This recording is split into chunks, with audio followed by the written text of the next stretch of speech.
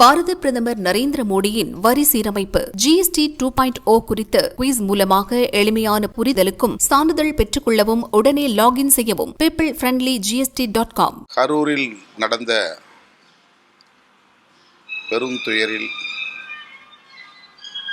பலியான 41 குடும்பத்தினருக்கும் விடுதலை சிறுத்தைகள் கட்சியின் சார்பில் தலா 50,000 இழப்பீடு வழங்க உள்ளோம். 11ஆம் தேதி அந்த பாதிக்கப்பட்ட குடும்பத்தினரை அந்தந்த கிராமங்களில் சென்று சந்தித்து அவர்களுக்கு இந்த இழப்பீட்டுத் தொகையை கட்சியின் சார்பில் வழங்க இருக்கிறோம். அத்துடன் நாளை கட்சியின் தலைமை அலுவலகத்தில்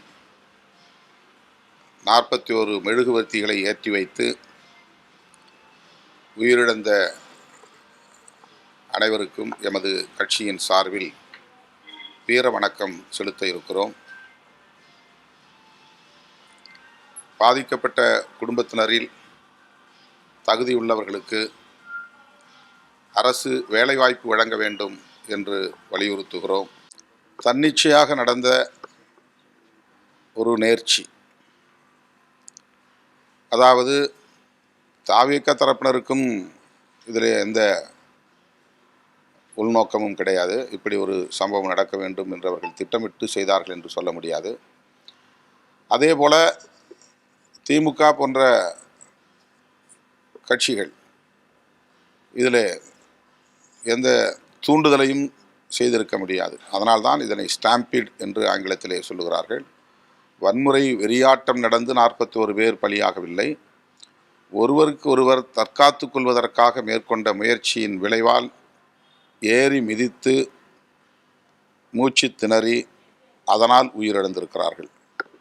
எனவே இதில் உள்நோக்கம் இருக்க வாய்ப்பில்லை என்பது பொதுமக்கள் உணர்ந்திருக்கிற ஒரு உண்மை.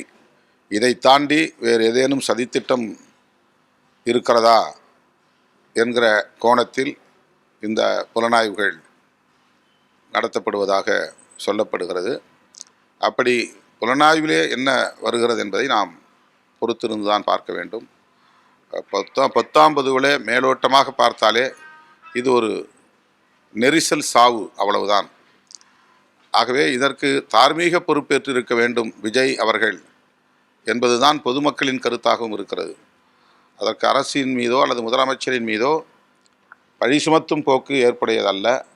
தேர்தலுக்கு முன்னதாக மதுபான கடைகளை, டாஸ்மாக் கடைகளை மூடுவது குறித்து முதல்வர் ஒரு முடிவெடுக்க வேண்டும்.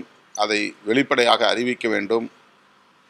இந்த கரூர் பெருந்துயரத்திலும் கூட ஏராளமான இளைஞர்கள் குடிபோதையில் வந்திருக்கிறார்கள் என்பது புலனாய்வில் தெரிய வருகிறது.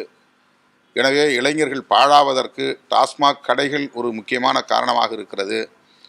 போதைப்பொருள் புழக்கம் ஒரு காரணமாக இருக்கிறது. எனவே முதல்வர் அவர்கள் இதிலே பெருந்தன்மையோடு ஒரு நல்ல முடிவை எடுக்க முன்வர வேண்டும் என்று நான் வலியுறுத்துகிறேன்.